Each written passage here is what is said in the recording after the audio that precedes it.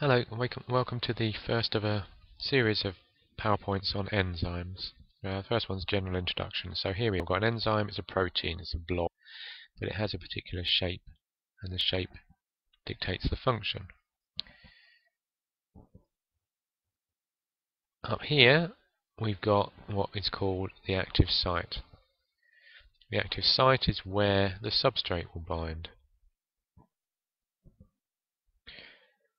The substrate is the molecule that the enzyme changes. Now, the whole protein is made of atoms, and we don't show them all in this diagram, but there's a few atoms that we've shown here near the active site, and they are fundamentally important. At the bottom of the page there is the substrate molecule. Substrate is going to have charges on it, positive and negative charges, and they bind to positive and negative charges in the protein. Now, the first model of enzyme substrate interaction is called the lock and key model. So the substrate fits like a key in the lock of the enzyme, and the reaction happens. The substrate in this case is broken down into two smaller molecules. But what's important to understand is the amino acids around the active site are going to have positive and negative charges on the NH3+ and COO- groupings, functional groups around this area, and those will match the charges on the molecule. Now, a modified theory of binding is called the induced fit theory, and that states that the presence of the substrate in the active site actually causes the active site to change shape slightly and provide a better fit to the substrate. Now, if we heat the enzyme, the initial effect of heating is that the enzyme will get more active because of thermodynamics. Particles will move faster and reactions will happen faster. Movement in and out of the active site will be quicker.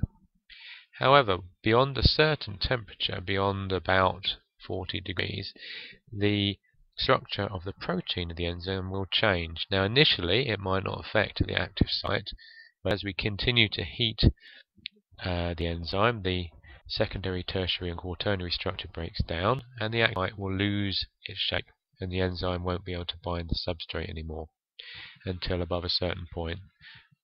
The protein will just be a blob and won't function. Now, pH can also change the active site because some of the tertiary structure within the molecule is dependent on positive and negative charges giving ionic bonding. So the primary structure is the amino acid sequence. The secondary structure is the alpha helices and beta sheets that form within the molecule. The tertiary structure is things like disulfide bridges, but also ionic bonding between charged groups. And as the pH changes, some of the functional groups may change their charge. Now have a look at the just to remind you here about pH being dependent on H+ and OH- ions. So these positive and negative charges around the active site will be affected. So if we look at pH 7, we'll say pH 7 is the optimum for this enzyme.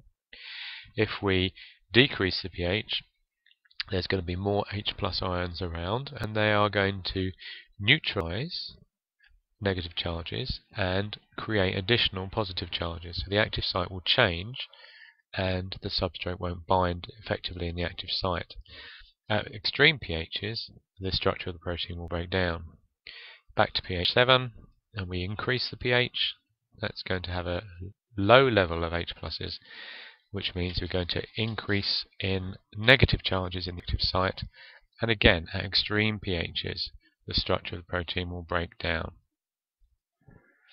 This is a typical bell-shaped curve of the activity, enzyme activity of an enzyme that has an optimum pH here of around about 7.